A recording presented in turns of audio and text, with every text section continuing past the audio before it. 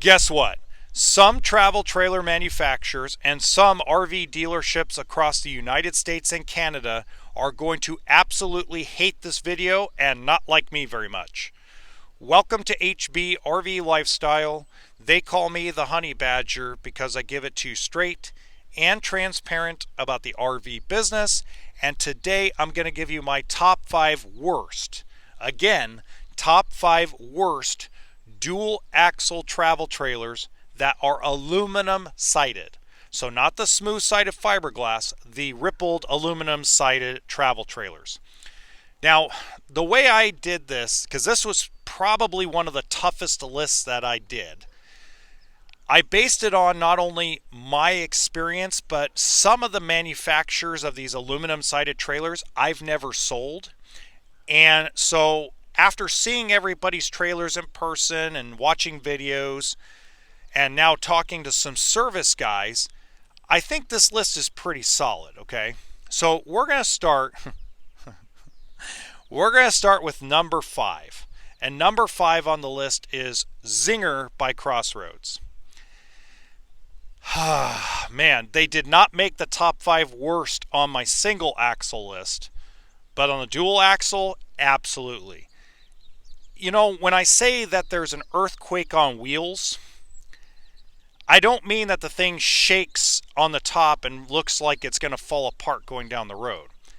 So the other day, I was watching a 2025 Zinger being transported from Indiana. So you could tell because it's got the Indiana Transport truck logo on it. And it was probably a 28 foot dual axle travel trailer. And it literally, going down the road, looked like it was going to fall apart. Okay. Now, I do consider that like a one-off, and, you know, just the quality when you walk inside, like when I walk inside of a Zinger, I hear, you know, all those little sounds on the floor. I'm like, is my foot going to go through the floor? But they're not the worst, okay? In fact, it's surprisingly they're not the worst. But that brings me to number 4. And number 4 on the list is Springdale / Hideout by Keystone. Now, a lot of you Springdale and Keystone people are going to be pissed off at that, but I can understand. Remember, this is about 2025 travel trailers. This doesn't mean your 2018 or 19 is a pile of crap, okay?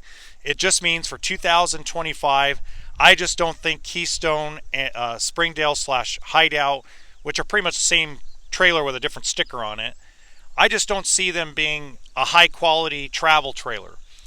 They got a lot of lipstick on the pig, but a lot like Zinger, it just doesn't feel stable when you walk inside of them. When you walk inside of them, you feel like it's not a solid travel trailer.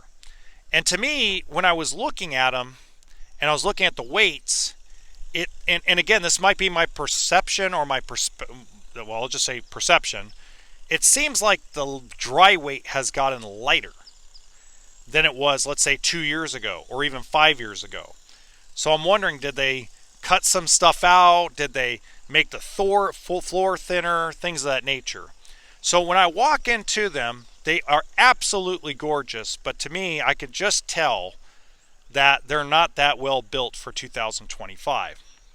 Number 3 on the list for 2025 is Cherokee Grey Wolf, okay?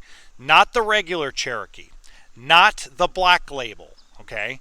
Black Label is fiberglass. The regular Cherokee is different than the Grey Wolf. They might have similar floor plans.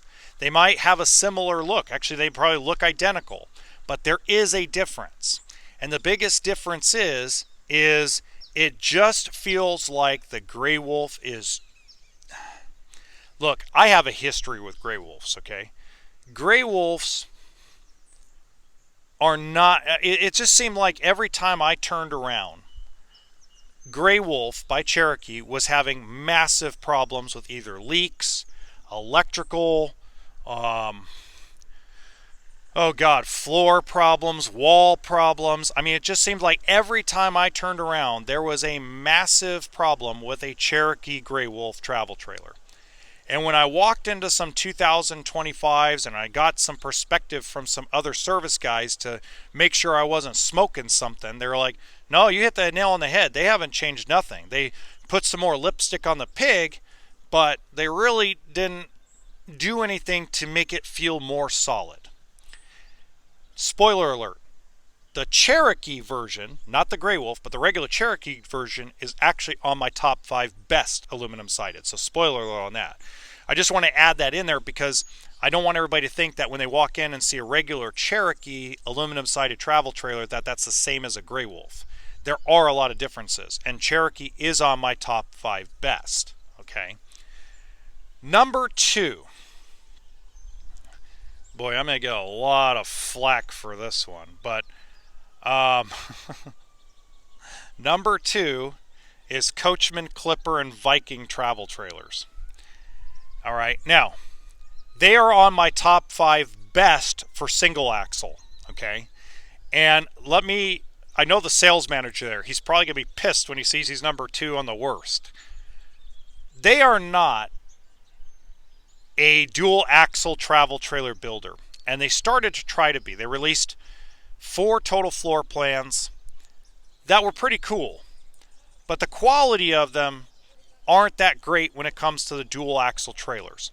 I think a lot of it has to do with the chassis that they use. They don't use a welded chassis. They use a huck fastened chassis, which I think works beautifully for their single axle line. So everything in their 4K lineup, which is basically, their little 18 footers with slides all the way down to their 14 footer, are all really good quality products. But when it comes to that dual axle travel trailer, it breaks my heart to say, but I got to put them on the list at number 2. But none of them are the worst. Okay, the worst, the absolute best of the worst, is Amerilite by Gulfstream. They are the first manufacturer to be on 2 worst lists. Look, I understand they look really cool.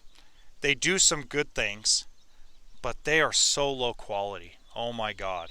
It is ridiculous how bad they are. And, the